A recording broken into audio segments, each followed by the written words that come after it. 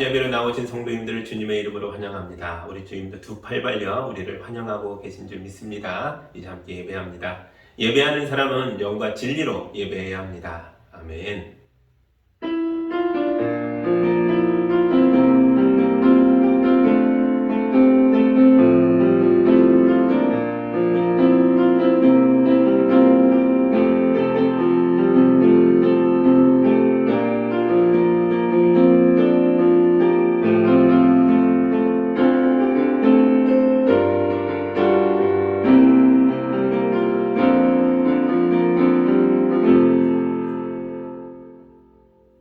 사랑의 하나님 아버지, 우리를 예배자로 불러주셔서 감사합니다. 지난 한 주간에도 주님은 환난 중에 우리의 피난처가 되어주셨으며 고단한 인생길을 붙들어 주셨습니다. 이제 우리가 주님의 은혜에 감사하며 예배 자리로 나왔습니다. 이 예배에 임재하여 주셔서 우리의 진심 어린 마음과 정성 어린 예물과 기쁨의 찬양과 뜨거운 기도를 영광으로 삼아 주옵소서. 예수님의 이름으로 기도합니다. 아멘. 찬송가 23장 함께합니다.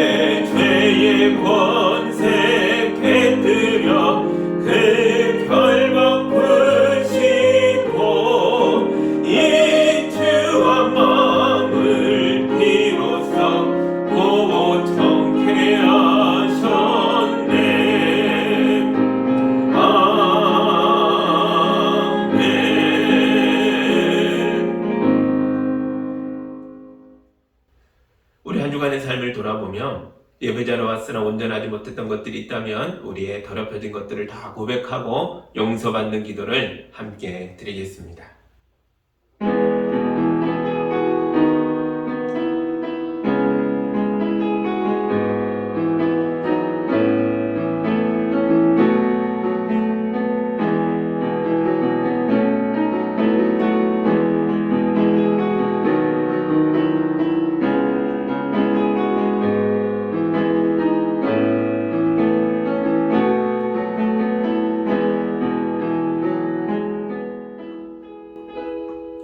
자녀들을 교훈하고 깨우쳐 주시는 사랑의 하나님 아버지, 우리가 진실한 마음으로 말씀을 따르지 못하고 자기 생각대로 세상을 헤매다가 공허함만 가득한 채 아버지 앞에 나왔습니다.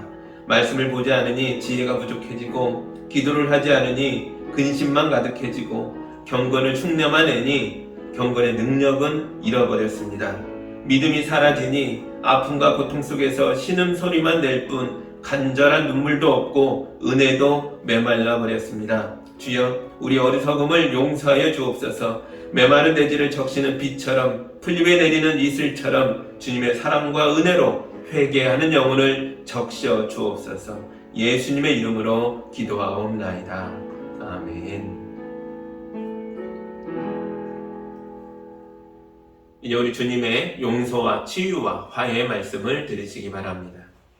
그러나 악인이라도 자기가 저지른 모든 죄악에서 떠나 돌이켜서 나의 율례를 다 지키고 법과 의를 실천하면 그는 반드시 살고 죽지 않을 것이다. 그가 지은 모든 죄악을 내가 다시는 더 기억하지 않을 것이다. 그는 자신이 지킨 의 때문에 살 것이다. 아멘. 용서받은 예배자로서 사도신경으로 우리의 신앙을 함께 고백하겠습니다. 나는 전능하신 아버지 하나님 천지의 창조주를 믿습니다. 나는 그의 유일하신 아들 우리 주 예수 그리스도를 믿습니다. 그는 성령으로 잉태되어 동정녀 마리아에게서 나시고 본디오 빌라도에게 고난을 받아 십자가에 못 박혀 죽으시고 장사된 지 사흘 만에 죽은 자 가운데서 다시 살아나셨으며 하늘에 오르시어 전능하신 아버지 하나님 우편에 앉아 계시다가 거기로부터 살아있는 자와 죽은 자를 심판하러 오십니다. 나는 성령을 믿으며 거룩한 공교회와 성도의 교제와 죄를 용서받는 것과 몸의 부활과 영생을 믿습니다. 아멘. 찬송가 257장 우리 함께 찬양하겠습니다.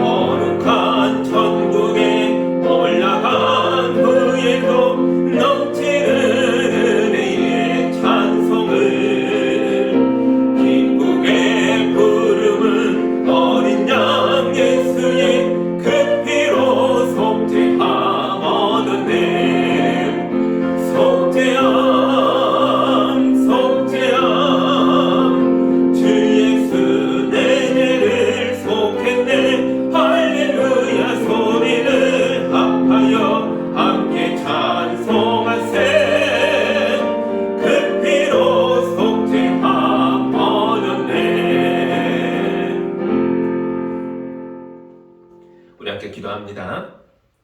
사랑의 하나님 아버지, 올해도 만물이 결실하게 하시니 감사합니다. 주의 자녀들을 돌봐주셔서 우리 교인들도 대자연의 만물처럼 풍성하게 거두는 인생을 살도록 인도하여 주옵소서. 세상에서 땀 흘리며 일했던 모든 것이 결실되어 가정을 지키고 자녀를 돌보는 일에 부족함이 없게 하여 주시고 하나님의 나라와 교회와 이웃을 위해서 잘 쓰일 수 있도록 축복하여 주옵소서. 대부를 앞둔 수험생들과 열심히 공부하는 학생들을 지켜주옵소서. 우리 자녀들이 많은 시간을 참고 인내하며 애써옵니다. 이들의 앞길을 선하고 올바른 방향으로 인도하여 주셔서 각자 기도하며 달려가는 일들에서 큰 성취가 있도록 도와주옵소서. 주여, 이 시간 말 못할 고민이 있고 해결할 문제들을 끌어안고 가슴 졸이며 걱정하는 분들이 있습니다. 주님께서 임자해 주셔서 모든 걱정을 대신 짊어져 주시고 우리 성도들에게 평안함과 은혜를 베풀어 주옵소서. 몸이 약하여 고통받는 분들이 있습니다. 마음이 약하여 주저앉아 일어나지 못하는 분들이 있습니다. 경제적 위기에 빠져 고통으로 주님을 바라보며 호소하는 성도들이 있습니다. 우리의 간절한 기도들이 하나하나 응답되어 연약한 몸이 일어나게 해주시고 깨어졌던 마음이 고쳐지게 하시고 어려웠던 상황들이 풀어지게 하여 주옵소서. 모든 관계 어려움도 풀어져서 그물처럼 엎혀있던 많은 문제들이 해결받게 하여 주옵소서. 백신 접종이 원활하게 해주시니 감사합니다. 하루빨리 집단 면역에 도달하여서 우리 국민을 자유롭게 해주시고 우리 교회도 기쁨과 감격 속에서 더 자주 만나고 더 많이 모이며 예배할 수 있도록 인도하여 주옵소서. 우리가 제3세계를 위해 물질로도 돕고 백신도 나누게 하시니 감사합니다. 이런 노력들이 합쳐져서 우리만이 아니라 세상을 구원하게 해주시고 세계 각국에 나가 있는 선교사님들도 뜨거운 사랑과 자부심으로 일할 수 있도록 도와주시옵소서. 이 시간 우리가 모여 예배하는 사람들이 있고 영상으로 가정에서 예배하는 사람들이 있습니다. 그러나 우리가 모두가 예수 안에서 하나가 되게 하여 주옵소서. 하나님의 뜻을 이뤄가는 겸손한 마음이 강물처럼 교회와 가정마다 넘쳐 흐르게 하여 주옵소서. 모든 걸 주께 맡기오며 예수님의 이름으로 기도하옵나이다. 아멘.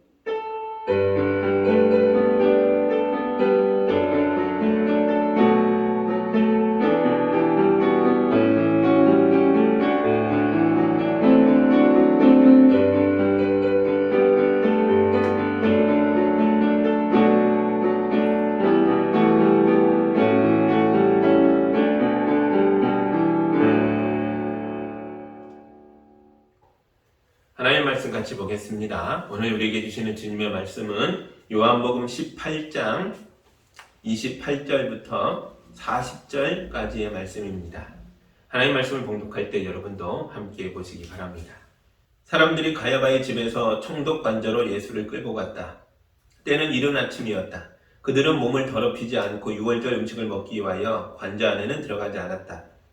빌라도가 그들에게 나와서 당신들은 이 사람을 무슨 일로 고발하는 거요? 하고 물었다.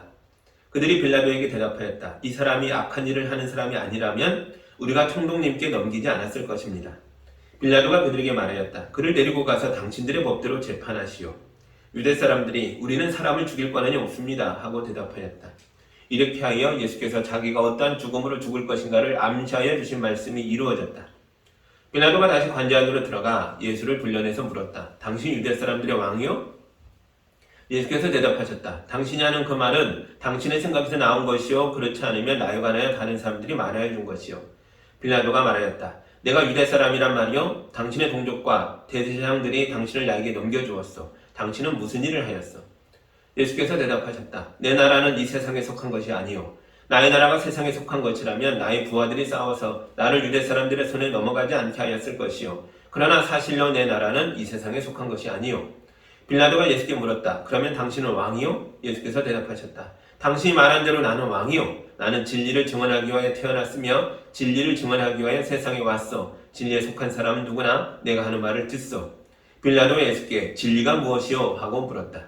빌라도는 이 말을 하고 다시 유대 사람들에게로 나와서 말하였다. 나는 그에게서 아무 죄도 찾지 못하였소. 6월절에는 내가 여러분에게 제수한 사람을 놓아주는 관례가 있어. 그런 유대 사람들의 왕을 놓아주는 것이 어떻겠소?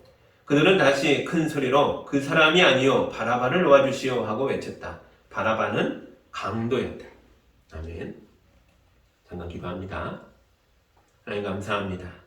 우리 예수님께서 유대인 법정에서 다시 로마인의 법정으로 끌려가 신문받고 재판받는 장면을 읽고 있습니다.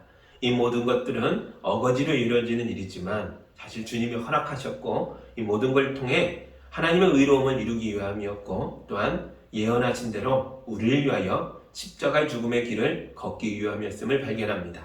이 말씀을 붙들고 우리도 구원받아 새로운 삶으로 하나님의 의로운 길을 걸어나갈 수 있도록 인도하여 주옵소서.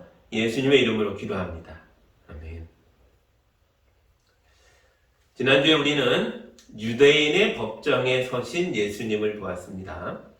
유대인의 법정을 지배하는 법은 율법이죠. 율법이란 모세오경으로부터 시작된 하나님의 말씀입니다. 이 말씀을 가장 잘 아는 사람이 대제사장이겠죠. 그래서 유대인의 법정의 대법관은 대제사장인 것입니다. 하나님의 말씀으로 재판하는 유대인의 법정이니까 대제사장이 얼마나 공정하고 올바르게 재판을 행하겠습니까? 그렇죠? 근데 우리가 이미 봤던 것처럼 그렇지 않았습니다. 예수님의 재판은 의인을 죽음으로 몰아가는 대단히 불리한 재판이었습니다. 우리나라 헌법 제11조에는 모든 국민은 법 앞에서 평등하다라는 말로 시작합니다. 만인이 법 앞에서 평등해야만 우리 사회에서 차별이 없어지고 개인의 인권이 보장되고 모든 국민이 인간답게 살 권리를 얻게 되는 것입니다.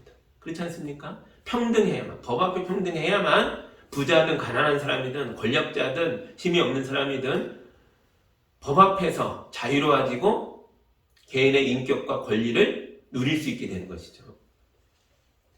실제로 그래요? 어떻습니까? 여러분은 만인은 법 앞에서 평등하다 이 말을 믿으십니까? 우리 헌법 11조가 잘 지켜지고 있다라고 믿으십니까? 아닌 것 같죠. 최근에 어떤 검사와 야당 의원이 모종의 일을 꾸몄다라는 소식을 듣게 됐는데요. 우리나라 사람들이 이런 소식을 듣고도 크게 놀라지 않아요. 그럴 줄 알았다. 이런 게 어디 한두 번이냐. 이런 반응입니다. 많이 봐왔거든요.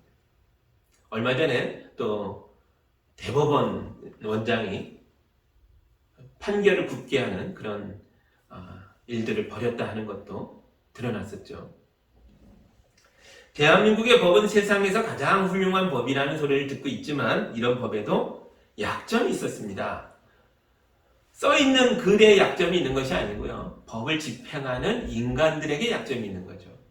경찰이든 검사든 판사든 다 인간이 하는 거 아닙니까? 그들도 우리와 똑같은 인간이기에 어떤 이는 욕망에 걸려 넘어지고 어떤 이는 돈에 넘어지고 어떤 이는 정치적 야망에 넘어지고 어떤 이는 개인적인 사랑 때문에 판결을 굳게 하기도 하겠죠. 법대로 똑바로 내려져야 하는 판결들이 이런 인간의 약점 때문에 한쪽으로 굽어지는 겁니다. 우리는 법정에 서야 할 일이 없어야 하겠지만 혹시라도 살다 보면 어쩔 수 없이 법원에 갈 일이 생길 수도 있죠. 그때는 정말 많이 기도하고 가야 합니다. 법도 믿을 수 없고 판사와 검사도 믿을 수 없고 우리가 믿을 수 있는 존재는 오직 하나님뿐입니다. 마태복음 10장에 나오는 예수님의 말씀을 읽어드리겠습니다. 사람들이 너희를 관가에 넘겨줄 때에 어떻게 말할까 또는 무엇을 말할까 하고 걱정하지 말아라. 너희가 무슨 말을 해야 할지 그때 지시를 받을 것이다. 말하는 이는 너희가 아니라 너희 안에서 말씀하시는 아버지의 영이시다. 아멘. 예수님도 불의한 재판을 미리 내다보시고 올리브 동산에 올라가셔서 밤이 새도록 기도하셨잖아요.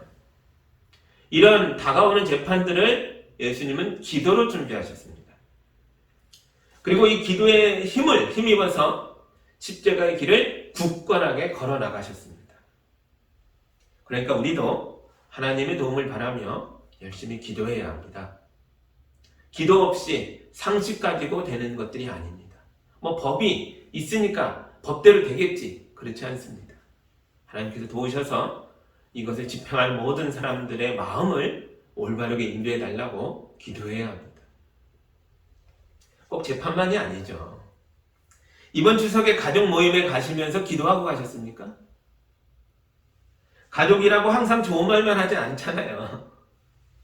사실 가까운 사람들이 하는 말 때문에 더 큰 상처를 입기도 합니다. 그래서 우리는 모든 모임에 기도로 무장하고 가야 하는 것입니다. 저는 목사님들이 모이는 노회에 갈 때도 굉장히 조심스러워요. 기도하고 갑니다. 목사도 사람이니까요. 목사님들의 모임에서도요, 욕망이 흘러다니고 정치적인 야합이 발생하고 여러 가지 불이한 것들을 결정하는 걸 볼 때가 있다는 거죠. 그래서 노예에 갔다가 마음에 내상을 입고 오기도 합니다. 혹시 여러분 중에도 사람들의 모임에서 상처를 받고 내상을 입은 채로 돌아오신 분들이 있다면 지금 또 기도하세요. 가기 전에만이 아니라 갔다 와서도 기도하는 거죠. 이 시간 주께서 여러분의 마음을 어루만져 주시고 아픔을 씻어 주시고 고쳐 주시고 강하고 담대하게 일으켜 세워 주시기를 주님의 이름으로 축복합니다. 아멘. 전직 대사장 안나스와 현직 대사장 가야바는 예수님을 처형하기 위하여 유대인의 법정이라는 장소에서 불의한 연극을 하고 있는 겁니다. 아주 완벽한 연극이죠. 유대의 법정답게 율법이 요구하는 형식을 다 갖추었습니다. 안나스가 예수님을 묶인 채로 가야바에게 보냈죠. 그 한 절밖에 없지만 다른 복음서에서는 가야바 법정이 자세히 나오잖아요. 사내들인 공회의 회원들이 법관의 옷을 입고 좌석에 앉았을 겁니다. 그리고 뭐가 있었어요? 거짓 증언들이 나오죠. 예수님을 율법대로 고발하는 가짜 증인들이 나와서 내가 이런 걸 보았고 이런 걸 들었습니다 라고 예수님을 고발했죠. 형식적으로 완벽합니다. 그리고 대제사장 가야바가 나서서 밤새 안나스의 신문에 시달렸던 예수님에게 유죄 선언을 하고 사형을 언도했죠. 모든 재판이 준비된 각본대로 착착 진행되어 갔습니다. 그런데 이 완벽해 보이는 연극에도 약점이 하나 있었습니다. 유대인들은 죄인을 사형시킬 권한이 없었기 때문에 예수님을 로마인의 법정으로 데려가야 했던 거죠. AD 6세기경에 이 자치권을 폐지하고 성전 안에서만의 자치권을 인정하고 나머지 모든 사회적인 문제는 로마의 심판을 받아라 이렇게 바뀌었습니다. 그러나 대제사장 안나스와 가야바는 예수님을 로마 법정에 데려가는 것에 대해서 크게 걱정하지 않습니다. 왜냐하면 이 부조리한 연극에 로마 총독을 가담시킬 자신이 있었거든요. 빌라도의 형편이 좀 약점이 있습니다. 또 총독은 이미 예수님을 위험인물로 보고 있는 것 같아요. 그걸 어떻게 알아요? 예수님을 체포하던 올리브 동산에 성전 경비대뿐만이 아니라 로마 군사도 왔잖아요. 이거 총독이 보낸 거죠. 그러니까 이 연합작전부터 총독은 이 부조리한 연극에 한 발을 담그고 있었습니다. 그러니까 제사장들이 원하는 대로 판결을 내려줄 거다라고 하는 자신이 그들에게 있었습니다. 이제 28절 보시죠. 사람들이 가야바의 집에서 총독 관저로 예수를 끌고 갔다. 때는 이른 아침이었다. 그들은 몸을 더럽히지 않고 유월절 음식을 먹기 위하여 관저 안에는 들어가지 않았다. 아멘. 제사장들이 예수님을 밤새 신문하고 나서 이른 아침에 총독 관저로 끌고 갔습니다. 시간이 이른 아침이라는 건 이상할 게 없습니다. 이 당시의 풍습을 보면 로마의 관리들은 새벽부터 오전 11시까지만 일했거든요. 그리고 오후는요, 개인 시간입니다. 이게 로마 관리들의 일하는 방식이에요. 그런데 이상한 건 그 다음이에요. 제사장들이 몸을 더럽히지 않으려고 이 중요한 순간에 관저 안에 들어가지 않고 밖에 서 있었던 거죠. 이건 약간의 설명이 필요합니다. 유대인들은 이방인의 집에 들어가면 종교적으로 오염됐다고 생각합니다. 이건 잘 알고 있죠. 그래서 안 들어갔느냐? 그렇지 않습니다. 중요한 일이 있으면 들어가야죠. 그 유대인들이 이방인의 집에 들어가는 일들이 있었습니다. 어울려 사는 세상 아닙니까? 대신에 이런 더럽힘을 씻어내기 위하여 저녁에 목욕을 했습니다. 그러니까 이 사람들도 총독 관저에 들어가서 예수님의 재판을 하고 나서 와서 밤에 목욕을 하면 됐거든요. 근데 그걸 안 합니다. 그걸 안 하려고 밖에 서 있습니다. 왜요? 유월절 기간이라서. 유월절부터 나머지 또 7일 동안 무교절이라고 해서 절기들이 쭉 이어집니다. 유월절 절기 이 7일 동안은요, 각종 행사가 많은 거예요. 유월절 행사의 핵심은 식사였습니다. 유월절 식사, 무교절 식사, 이어지는 식사들을 매일매일 먹어야 했던 거죠. 아마 낮에도 있고 저녁에도 있었겠죠. 제사장들 아닙니까? 그러니까 이런 모임이 얼마나 많겠어요. 명절 기간에 이 모임을 가려면 이방인 집에 들어갔다 나오면 안 되는 거죠. 하루라도 시간을 낭비하고 싶지 않은 거예요. 그들은 종교적인 경건함을 지키려고 이 중요한 순간에도 총독 관저에 들어가지 않고 밖에 서 있습니다. 총독 뽑고 나오라는 거예요. 요한복음은 사람들의 이중성을 보여주는 장면이 많이 나옵니다. 요한복음에 여러 곳에서 나오죠. 이런 것을 아이러니라고 얘기합니다. 그럼 모순이 요한복음에 많이 들어있는데 그 중에 가장 큰 아이러니가, 가장 큰 반어법이 여기 있는 거죠. 이들은 죄가 없는 예수님을 사형에 처하려고 온갖 거짓말을 다 하고 온갖 엉터리 재판을 다 했으면서 정작 총독 관저 앞에서는 율법을 어길까봐, 유월절 식사에 못 들어갈까봐 밖에 서서 총독을 부르고 있습니다. 이 어마어마한 위선이 느껴지십니까? 어떻게 대제사장이란 사람들이 이렇게 이중적이고 위선적일까요? 하나님께서는 왜 이런 상황을 두고 보고만 있는 걸까요? 왜냐하면 예수님께서 십자가에 오르셔야 하기 때문입니다. 하나님은 인류를 구원하는 길을 열기 위하여 제사장들의 위선을 참고 또 참으셨습니다. 그런데 하나님만이 아니라 이들의 위선을 참은 사람이 또 있어요. 29절 보시죠. 빌라도가 그들에게 나와서 당신들은 이 사람을 무슨 일로 고발하는 거요? 하고 물었다. 아멘. 로마 총독 빌라도가 재판을 요구하는 고소인들을 관청에서 만나는 게 아니라 밖에 나와서 길에서 만납니다. 이게 정말 놀라운 일이죠. 총독은 황제를 대리하는 사람입니다. 황제의 대리자로서 빌라도가 얼마나 목에 힘을 주고 있었겠습니까? 이런 사람이 밖에 나왔어요.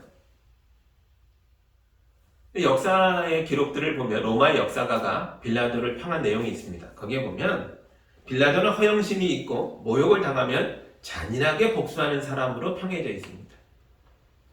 근데 이런 사람이 유대인의 제사장들이 부른다고 집 밖으로 나왔어요. 평소에 빌라도라면 결코 하지 않았을 행동일 겁니다.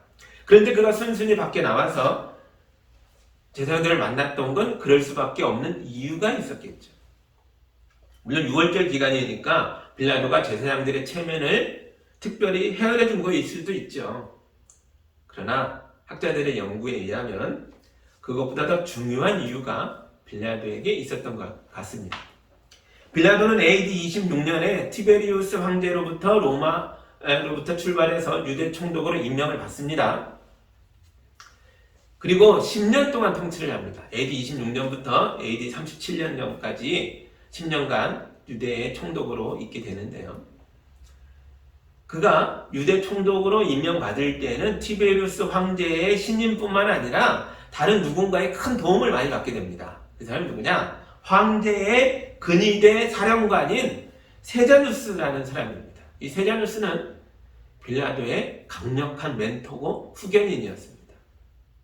이 강력한 후원자 덕분에 빌라도는 무서울 게 없었어요. 황제의 경호대장, 황제의 근위대 사령관이 나의 후원자입니다. 빌라도가 무서울 게 없죠.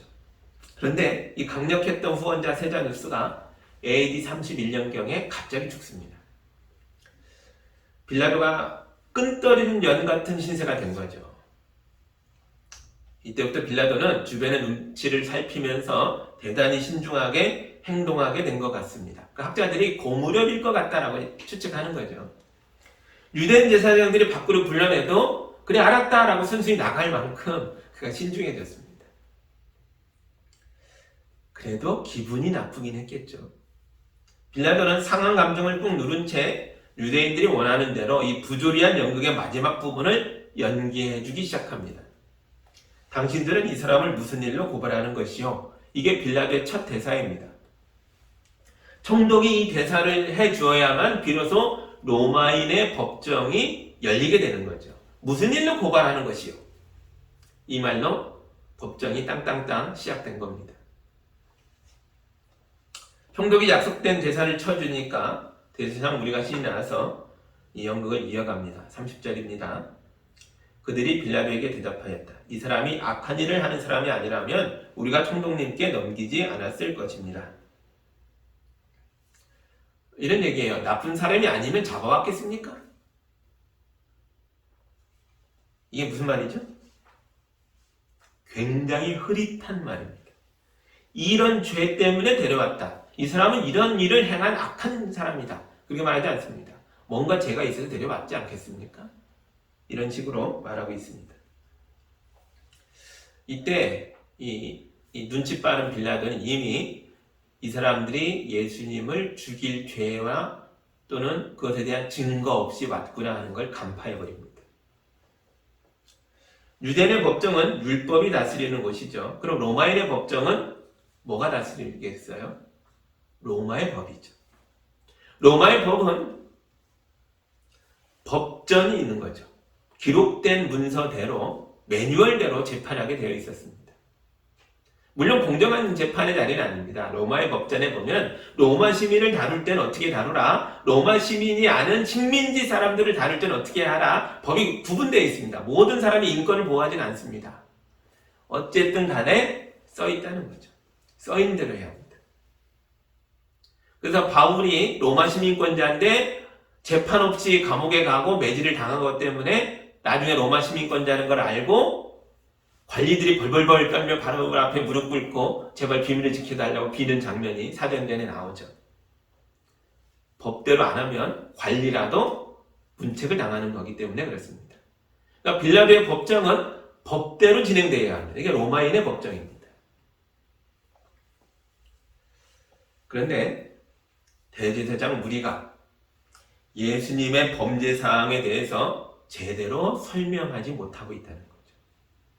빌라도 입장에서는 가짜 증거라도 제대로 만들지 못하고 온 이들의 모습을 보면서 황당했을 겁니다. 야, 내가 니네 연기에 참여를 하는데 나보고 어쩌라고 이렇게 어설프게 오면 어떡하냐? 그런 생각을 했겠죠. 자기같이 멋진 사람이 황제의 대리자인 총독이 저런 위선자들에게 이용당하고 있는 현실에 대해서 기분 나쁘고 자존심 상하고 화가 나기도 했을 겁니다. 그래서 빌라도가 갑자기 연극의 방향을 획 틀어버립니다. 31절입니다. 빌라도가 그들에게 말하였다. 그를 데리고 가서 당신들의 법대로 재판하시어 유대 사람들이 우리는 사람을 죽일 권한이 없습니다 하고 대답하였다. 빌라도는 유대인의 제사장들이 예수님을 공식적으로 죽이고 싶어 한다는 걸 알고 있습니다. 비공식적으로는 죽일 수 있어요. 민중을 선동해서 스데반 집사님을 순교에 처하게 할 때처럼 그 사람들이 막 돌을 던져서 길거리에서 처형하면 이거 어떻게 할 수가 없는 거죠. 근데 유대인들은, 제사장들은 예수님을 그렇게 죽이고 싶지 않은 거예요. 죽이긴 죽이되 공식적으로 범죄자를 만들어 십자가에 매달고 싶은 거예요. 저주받은 죽음으로 모두가 보게 만들고 싶은 거예요. 그래서 로마의 협력이 꼭 필요했습니다. 이런 공식적인 사형은 유대인의 법정에서 내릴 수 없다는 거죠. 로마인의 법정에서만 이런 처형을 명할 수 있습니다. 그러므로 이들 보고 예수님을 도로 데려가서 너희 마음대로 처형해라 라고 하는 말은 그들이 절대로 그렇게 못한다 하는 걸 알면서 하는 말입니다. 이런 걸 소극적인 복수라고 하죠. 빌라도는 일부러 이런 말을 함으로써 지금 유대인 제사장들의 약을 올리고 있는 겁니다. 갑자기 빌라도가 태도를 바꿨기 때문에 이번에는 제사장 무리가 당황했을 거예요. 우리 편인 줄 알았는데 연합작전 중인데 갑자기 태도를 바꾸네? 다급하게 말합니다. 우리는 사람을 죽일 권한이 없습니다. 이 말을 실토함으로써 그들의 본심이 드러났습니다. 이들의 목적은 정의를 구현하는 것도 아니고 로마 황제에게 충성을 보여주는 것도 아닙니다. 진정한 목적은 공개적인 처형입니다. 예수님을 드러내놓고 모두가 보는 앞에서 모든 백성으로부터 버림받게 만드는 게 목적이었죠. 빌라도가 대제사장 무리의 위선에 진저를 치면서 이들의 연합작전에 약간의 틈이 생긴 겁니다.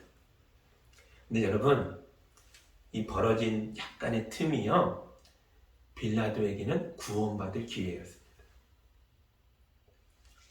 빌라도는 위선자들이 기필코 죽이려고 하는 예수에게 호기심이 생겼습니다. 이들에게 반감이 생기면서 잡았던 손을 놓으면서 예수님에게 관심이 생긴 거죠. 그리고 그는 예수님과 관청에 들어가서 1대1의 대화를 이어갑니다. 그 대화가 33절부터 38절까지 쭉 나옵니다. 우리 이 중에서 가장 중요한 대화를 하나 보겠습니다. 36절입니다. 예수께서 대답하셨다. 내 나라는 이 세상에 속한 것이 아니요 나의 나라가 세상에 속한 것이라면 나의 부하들이 싸워서 나를 유대 사람들의 손에 넘어가지 않게 하였을 것이요 그러나 사실로 내 나라는 이 세상에 속한 것이 아니요. 아멘. 예수님은 빌라도가 생각했던 그런 존재가 아니었습니다. 예수님에겐 유대인을 선동하여 반란을 일으킬 만한 마음이 조금도 없었습니다. 그럴 이유도 없었습니다. 예수님이 세우고자 했던 나라는 이 세상의 질서와 차원이 다른 나라였으니까요. 세상의 권력과 질서로는 결코 이 나라를 붙잡을 수가 없었습니다. 그러므로 예수님의 나라는 세상으로부터 자유로웠습니다. 빌라도는 밧줄에 꽁꽁 묶여있는 예수님 안에 자유가 있다는 걸 보게 됩니다. 강력한 후원자를 잃고 끈떨어진 연이 되어 평소 하찮게 여기던 유대인 제사장들의 눈치를 보고 있던 그가 그들의 유선에 놀아나고 있던 빌라도가 예수님의 말씀에 큰 충격을 받았을 겁니다. 나는 권력자인데도 자유롭지 못한데 나는 이 상황에 눌려서 불만이 가득한데도 참고 있는데 이 사람은 묶여있고 내 손에 처형당할 위기 속에서도 자유롭구나. 이 사람을 다스리는 질서는 무엇일까? 나는 황제의 질서에 매여 있는데 저들은 율법의 질서에 매여 있는데 욕망의 질서에 매여 있는데 이 예수는 왜 자유로운가? 자기는 한순간도 세상의 질서로부터 자유로운 적이 없는데 예수님은 자유롭다는 걸 발견합니다. 총독의 권한으로도 제사장의 유혹으로도 아니 황제가 온다고 해도 세상의 권력과 질서로는 예수님을 억압할 수 없음을 발견합니다. 이때 뭔가 엄청난 감동이 자기 속에 일어난 것 같아요. 빌라도가 예수님께 다시 묻습니다. 38절 보시죠. 빌라도가 예수께 진리가 무엇이요? 하고 물었다. 빌라도는 이 말을 하고 다시 유대 사람들에게 나와서 말했다. 나는 그에게서 아무 죄도 찾지 못하였어. 예수님께서는 진리에 대해 물었던 빌라도에게 대답하지 않으십니다. 지금까지는 당신 유대는 왕이요? 뭐 이러면 여러 말씀을 하시고 그 나라가 무엇이요? 하면 대답을 하시고 이랬는데요. 마지막 질문. 빌라도가 큰 감동과 충격 속에서 그럼 진리는 무엇이요? 물었는데 대답하지 않으십니다. 왜냐하면 예수님이 바로 진리이기 때문입니다. 진리를 눈앞에 두고 진리에 대해서 물으니까 무슨 말로 대답할 수 있겠습니까? 빌라도는 진리를 물을 게 아니라 진리를 붙들어야 했습니다. 그랬다면 빌라도는 구원을 받았을 것입니다. 여러분, 우리도 그렇습니다. 제가 예전에 만났던 교인들 중에는 엄청난 과거를 가진 분들이 있었습니다. 여러분들과 대화를 나누다 보니까 자기의 과거 이야기를 해주는 분들이 꽤 있었어요. 그런데 이분들의 과거가 정말 놀랍습니다. 어떤 분은 건설업에서 어마어마한 성공을 맛본 분도 있고, 제약회사를 세웠던 분도 있고, 금융업에서 잘 나갔던 분도 있고, 아니면 자영업을 했지만 이게 엄청난 성공을 거뒀던 분들도 있고, 그런 얘기를 많이 해주세요. 좋았던 시절 얘기를 많이 해주시죠. 그러면서 또 다른 얘기도 해주시더라고요. 그 좋았던 상황 속에, 그 어마어마한 성공의 현장 속에 온갖 비리와 악이 함께 하고 있었던 것도 얘기해 주더라고요. 그분들의 이야기를 들으면서 야, 우리나라가 이대로 유지되는 게 기적이다. 세상 곳곳이 구석구석 다 썩었구나. 이런 생각을 할 때도 있었습니다. 그런데 진흙 속에서 연꽃이 피어나듯이 그런 죄악들 속에서 이분들이 어떤 깨달음을 얻었다는 얘기를 하는 거예요. 아, 이대로 살면 죽는구나. 이건 이렇게 가서는 안 되는구나 하는 생각을 많이 했다는 거죠. 이대로 살면 망한다. 이건 사람의 길이 아니다. 그런데 이런 깨달음만으로는 구원을 받지 못합니다. 빌라도가 예수님을 보고 종교 유선자들의 그 악을 발견하고 세상의 악함에 진저리를 쳤죠. 그리고 이런 악과 거리를 두고 싶어 했습니다. 그러나 사실 빌라도 자신도 악을 밥 먹듯이 행하는 사람이고 자기 이익과 자기 성공에 미쳐서 살았던 사람입니다. 악이 내 속에 있기 때문에 내가 다른 사람들의 악과 거리를 둔다고 해서 구원받는 게 아니라고요. 내 속의 악을 해결해야 내 삶에 구원이 임하는 것입니다. 구원은 빌라도의 눈앞에 있는 예수님이었습니다. 진리이신 예수님의 말씀을 듣고 진리이신 예수님을 붙잡아야만 빌라도가 구원을 받을 수 있을 것입니다. 제가 만났던 교인들도 자기 주변에 둘러싸고 있던 죄악에 몸서리를 치면서 자기 안의 죄도 발견한 거죠. 그래서 자기를 구원해줄 진리를 찾아 헤매면서 교회에 오게 됐고 예수님을 만났고 구원을 받게 됐다고 고백하시는 것입니다. 여러분, 정말 많은 분들이 예수님을 믿고 악에 물든 세상의 질서로부터 빠져나와서 신앙 안에서 자유를 누리며 새로운 인생을 살고 있습니다. 이게 우리 이야기 아닙니까? 저의 이야기고 여러분의 이야기입니다. 교회는 예수님을 따르는 사람들이 모이는 곳입니다. 그러므로 교회는 세상의 질서에 속해 있지 않습니다. 그런데 왜 예수님은 교회를 세상 속에 세우신 거죠? 죄악의 고통에 몸부림치며 진리를 찾고 있는 사람들에게 진리이신 예수님을 보여주라고 세상 속에 세우신 거죠. 교회는 예수의 몸으로서 참된 자유가 무엇인지를 세상에게 보여주는 것입니다. 빌라도는 예수 앞에서 예수님을 보며 잃어버린 양심을 되찾았습니다. 그래서 그는 유대인들이 기다리는 밖으로 나와서 이렇게 얘기하죠. 나는 이 사람에게서 아무 죄도 찾지 못했습니다. 빌라도는 양심을 회복했고 그 양심대로 예수님의 무죄를 선언합니다. 이 무죄 선언이요, 여기만이 아니라 이제 19장 다음 주부터 볼 텐데 2번 더 나옵니다. 무려 3번의 무죄 선언을 하게 되는데 그럼에도 불구하고 예수님을 풀어주지는 않습니다.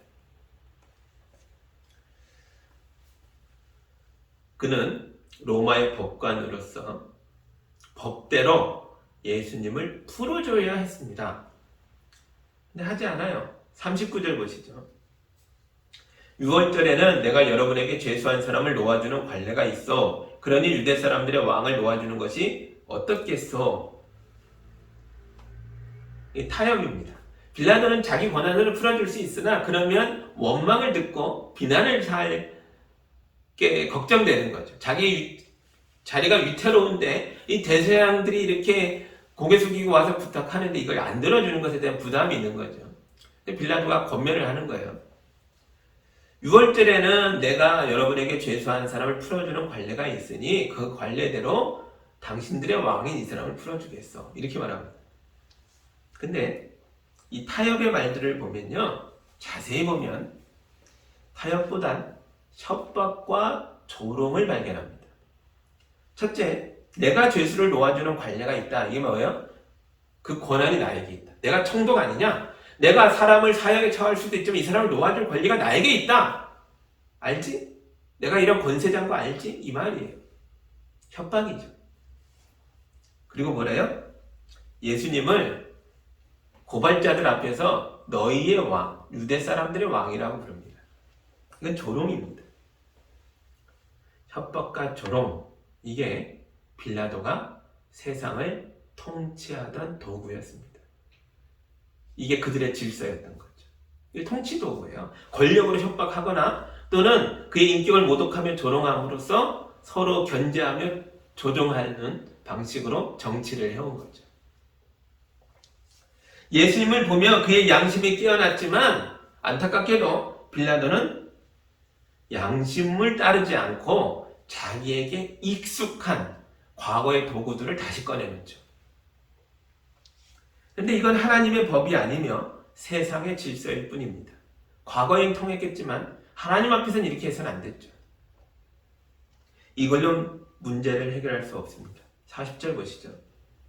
그들은 다시 큰 소리로 그 사람이 아니요 바라바를 놓아주시오 하고 외쳤다. 바라바는 강도였다. 빌라도가 예수님의 석방을 위하여 타협하려고 시도했으나 사람들이 더 격앙돼 버립니다. 대지상만이 아니라 이제 그의 무리들이 모였습니다. 더 많은 사람들이 왔죠. 추종자들이 온 거예요. 요즘도 그렇잖아요. 정치인이 이렇게 시장을 방문하고 뭐 이렇게 하는 걸 보면 이 코로나 시국에도 정말 많은 사람들이 바글바글 하더라고요. 그리고 구호를 외치고 뭐 누구를 대통령으로 이런 일을 하는데 이게 추종자들이죠. 큰 소리를 외치면 주변을 다 잠재우는 거죠. 그런 무리들이 와서 제사장을 둘러싸고 빌라도를 향해 외쳤습니다. 예수는 죽이고 바라바를 놓아주시오. 바라바는 당대 유명한 강도였습니다. 이들의 외침은 빌라도의 깨어난 양심을 다시 잠재우기에 아주 충분했죠. 진리를 붙들지 못하면, 예수를 온전히 믿지 못하면 인간의 알량한 양심은 거대한 악 앞에서 곧바로 잠들어 버리는 것입니다. 여러분, 양심이 깨어나는 것만으로는 충분하지 않습니다. 죄인이 구원을 받으려면 오직 예수님을 믿어야 합니다. 빌라도는 자기 인생 최고의 기회를 놓쳐버렸습니다. 그의 깨어난 양심은 다시 잠들었고, 그는 예수님을 십자가의 죽음으로 내어준 로마의 법관으로서 사도신경에 자기 이름을 올리고 말았습니다. 오늘도 우리가 사도신경을 외우며 그랬잖아요. 빌라도에게 고난을 받으셔서 십자가에서 죽으셨다. 지난 2000년 동안 전 세계에 있는 모든 교회와 모든 성도들이 매주 빌라도가 예수님을 십자가에 못 박았다, 그의 이름을 악인의 대명사로 부르고 있습니다. 빌라도가 지키려고 애썼던 총독의 지위와 그의 권력은 어떻게 됐을까요? 끝까지 지켜냈을까요? 아니요.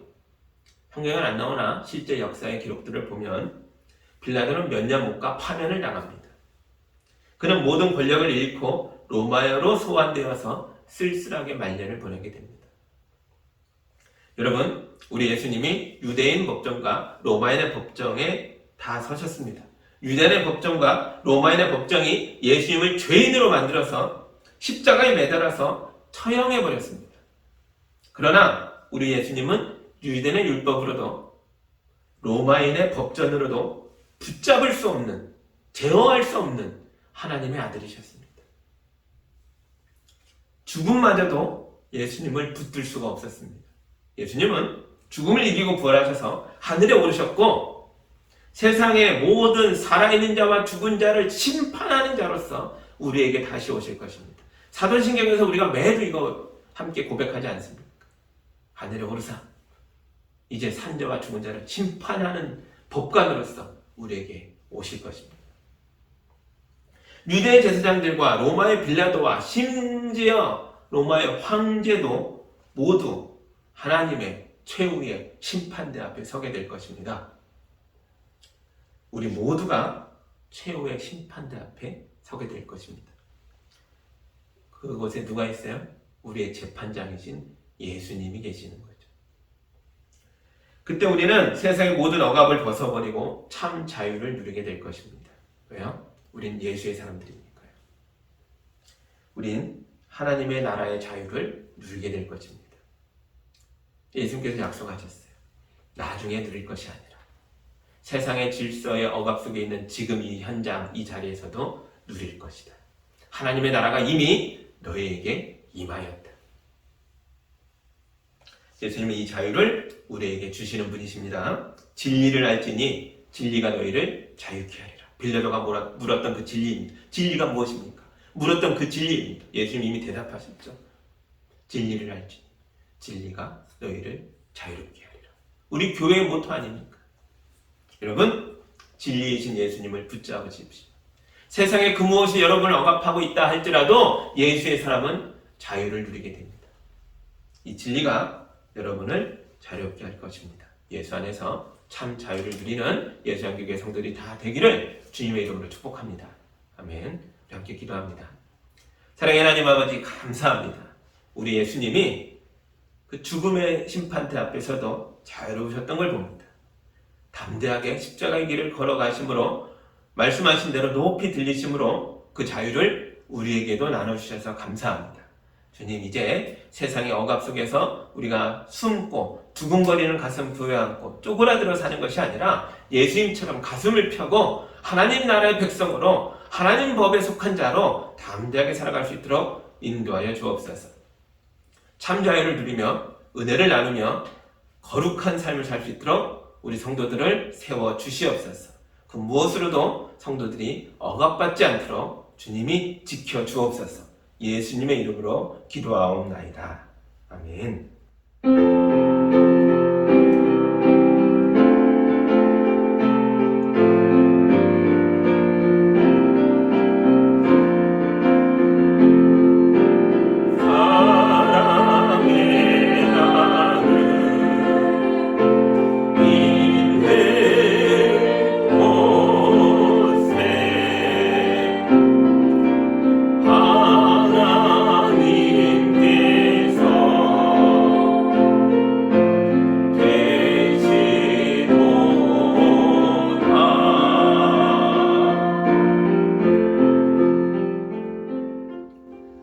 주님, 세상 사람들이 다 돈에 매여서 돈의 노예로 살아가지만 우리는 하나님의 백성이요 예수의 사람이요 자유로운 자기에 물질에서 자유롭게 하시니 감사합니다.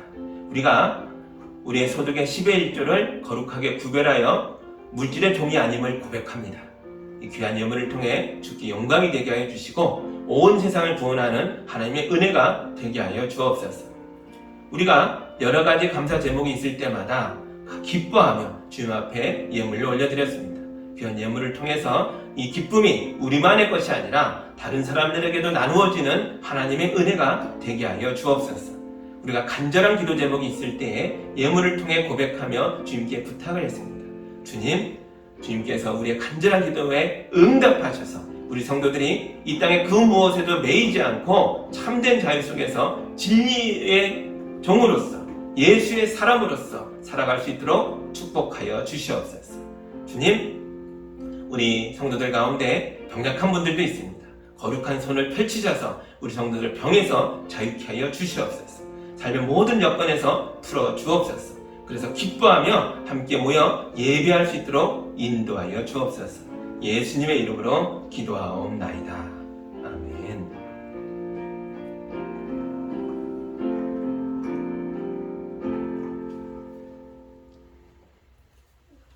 교회 소식입니다. 우리와 함께 지난 3년 동안 함께 울고 웃으며 신앙생활 하시고 또한 찬양으로 늘 우리를 기쁨 가운데 하나님 앞으로 인도해 갔던 우리 찬양 간사님께서 이제 이번 주일을 마지막으로 사임하시게 됩니다. 결혼하셔서 배우자와 함께 미국에 가서 계시게 될 텐데요. 우리가 정말 그리스도 안에서 형제됨으로 우리 간사님을 많이 축복하고 우리 한영교 선생님과 그 귀한 가정이 하나님께 영광 돌리는 그런 분들이 될 수 있도록 날마다 위해서 잊지 말고 기도해 주셔야 할 것 같습니다. 함께 기도하는 그런 분들이 되면 좋겠습니다. 그리고 10월 첫 주는 성찬 예식이 있습니다. 예배 가운데 오셔서 예배하는 분들은 한 주간 자신을 잘 살피시고 주님의 성찬에 준비된 모습으로 임하시기 바랍니다. 감사합니다. 예, 다 함께 마지막 찬양 힘있게 부르고 삶의 자리로 나아가겠습니다.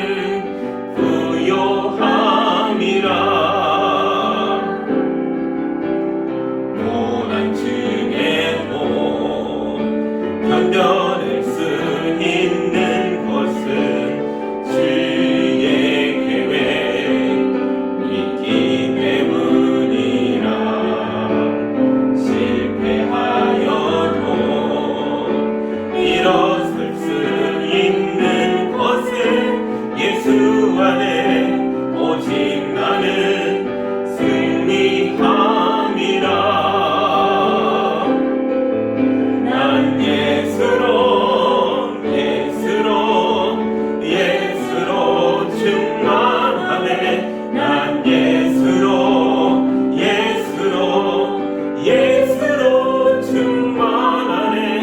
난 예수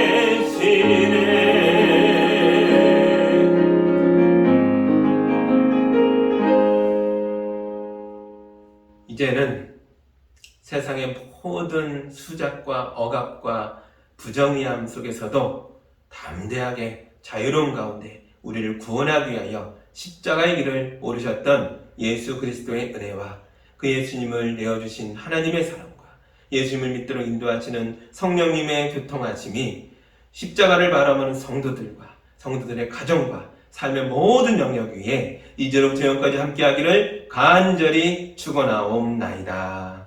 아멘.